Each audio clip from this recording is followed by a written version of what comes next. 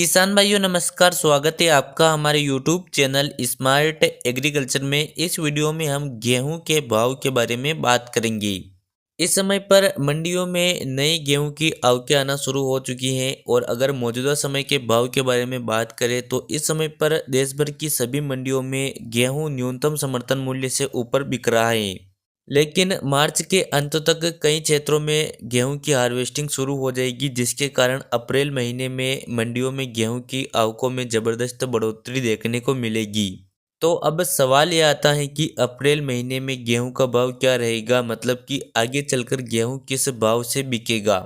क्या गेहूं के भाव में और भी ज़्यादा तेजी आएगी या गेहूं के भाव अब न्यूनतम समर्थन मूल्य से नीचे चले जाएंगे। तो हमने गेहूं के भाव का विश्लेषण करने के लिए कुछ आंकड़े इकट्ठे किए हैं, तो हम उन्हीं आंकड़ों के आधार पर विश्लेषण करेंगे कि अप्रैल महीने में गेहूं किस भाव से बिकेगा।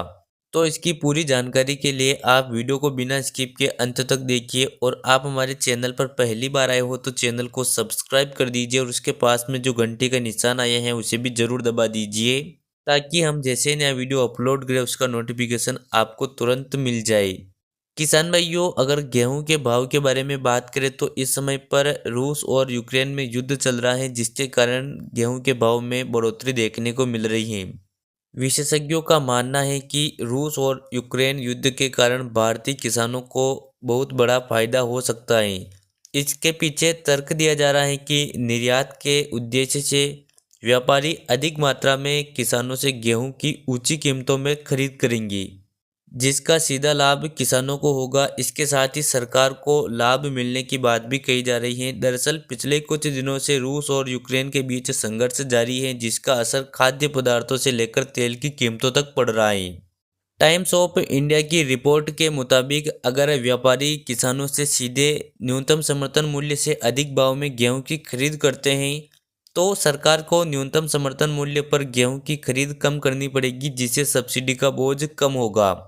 इस तरह से गेहूं किसानों के साथ साथ व्यापारी और सरकार को भी लाभ मिल सकता है। केंद्रीय खाद्य सचिव सुधांशु पांडे ने बताया कि वैश्विक बाजार में गेहूं की कीमतों में बढ़ोतरी से भारत का गेहूं निर्यात बढ़ेगा। उन्होंने कहा कि पूरी दुनिया में गेहूं की आपूर्ति में रूस और यूक्रेन का हिस्सा 1/4 है और इन दोनों देशों में अगस्त सितंबर तक पैदावार मिलती है, लेकिन मौजूदा युद्ध के कारण सप्लाई प्रभावित हुई है, जिसकी वजह से गेहूं की कीमतें रिकॉर्ड तोड़ हैं। इसके अलावा खाद्य सचिव ने बताया कि फरवरी के अंत तक सरकार ने 66 लाख टन गेहूं का निर्यात किया है। इससे पहले भारत ने 2013-14 में 65 लाख टन गेहूं का निर्यात किया था। उन्होंने कहा कि इस वित्त वर्ष का एक महीना अभी बाकी है। ऐसे में उम्मीद है कि इस बार भारत से गेहूं का निर्यात 70 लाख के पार हो जाएगा। इसके अलावा खाद्य सचिव ने कहा कि यह भारतीय निर्यातकों के लिए एक मौका है। भारत में मध्य मार्च तक गेहूं की नई पैदावार आ जाएगी। वहीं भारतीय खाद्य निगम मतलब कि एफसीआई के पास अभी 240 लाख टन गेहूं है। सरकार के लिए भी सही समय है कि वह गेहूं के स्टॉक को खुले बाजार में बेचने के लिए मुहैया कराए। लेकिन एक अधिकारी ने बताया कि डब्ल्यूटीओ के नियमों के मुताबिक सेंट्रल पूल पर गेहूं का सिर्फ घरेलू उपयोग के लिए प्रयोग किया जाता है। ऐसे में सरकार इसका निर्यात नहीं कर सकती।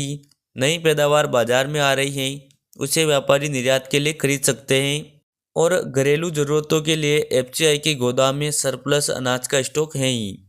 एक अधिकारी ने कहा कि भारी मांग की वजह से हम निर्यात में तेजी की उम्मीद कर रहे हैं। बहुत अधिक संभावना है कि निजी व्यापारी सीधे किसानों से बड़ी मात्रा में गेहूं की खरीद करें।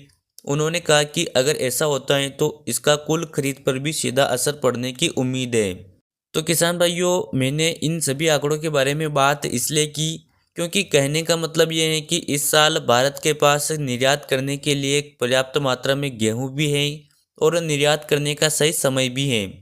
तो अगर भारत से गेहूं का निर्यात बढ़ता है तो यकीनन तौर पर अप्रैल महीने में भी गेहूं के भाव में तेजी देखने को मिल सकती है।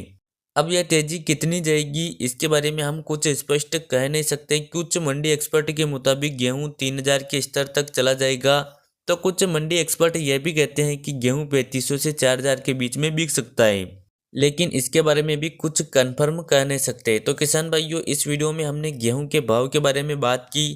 लेकिन मेरा फिर भी आपसे ये कहना है कि आप अपने विवेक से ही गेहूं के खरीदने या बेचने का निर्णय लें। तो इस वीडियो में बस इतना ही। वीडियो पसंद आया हो तो वीडियो को लाइक शेयर और चैनल को सब्सक्राइब जरूर करें। चलिए मिलते हैं अगले वीडियो में। जय जवान जय किसान।